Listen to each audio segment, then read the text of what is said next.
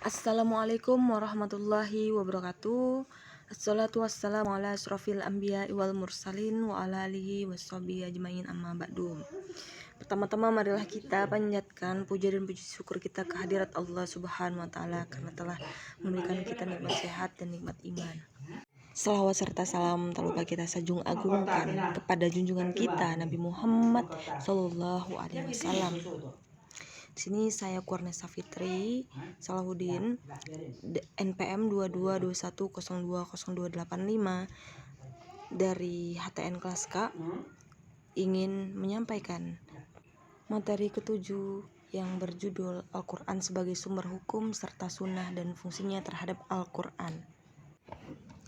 Pengertian Al-Quran secara bahasa atau etimologi merupakan bentuk masdar atau kata benda dari kata kerja qoro'ah yang bermakna membaca atau bacaan, seperti terdapat dalam surah Al-Qiyamah ayat 17 sampai dengan 18 yang berbunyi Auzubillahiminasyaitonirrajim Bismillahirrahmanirrahim Inna alaina jam'ahu wa qur'anah wa iza qara'nahu fattabi' qur'anah, yang artinya sesungguhnya tanggungan kamilah mengumpulkannya di dadamu dan membuatmu pandai membacanya.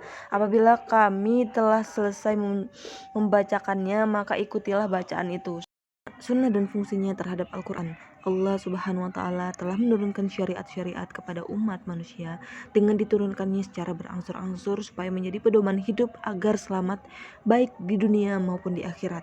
Syariat yang terakhir diturunkan bersamaan dengan Rasul yang terakhir pula, yaitu Nabi Muhammad Sallallahu Alaihi Wasallam, terhimpun dalam sebuah kitab yang kemudian disebut dengan Al-Quran sebagai kitab suci umat Islam. Sebagaimana syariat yang terakhir, Al-Quran telah menghimpun syariat yang diturunkan Allah Subhanahu wa Ta'ala sebelumnya untuk memperbaiki dan menyempurnakannya sejalan dengan fungsi kerasulan Nabi Muhammad Sallallahu Alaihi Wasallam.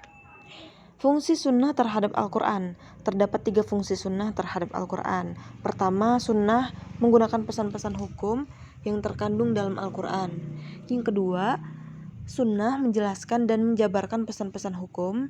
Dan yang ketiga, sunnah menetapkan sendiri pesan-pesan dalam hukum yang belum diatur dalam Al-Quran. Berikut kesimpulan materi ketujuh, yaitu Al-Quran merupakan sumber hukum dalam Islam. Kata sumber dalam artian ini hanya dapat digunakan untuk Al-Quran maupun sunnah, karena memang keduanya merupakan wadah yang dapat ditimba hukum syar'a, tetapi tidak mungkin kata ini digunakan untuk ijma' dan qiyas, karena memang keduanya merupakan wadah yang dapat ditimba norma hukum. Ijma' dan qiyas juga termasuk cara di alam menemukan hukum, sedangkan dalil adalah bukti yang melengkapi atau memberi petunjuk dalam Al-Quran untuk menemukan hukum Allah, yaitu larangan atau perintah Allah. Sekian yang dapat saya sampaikan, kurang lebihnya saya mohon maaf. Wabillahi taufiq wal hidayah. Wassalamualaikum warahmatullahi wabarakatuh.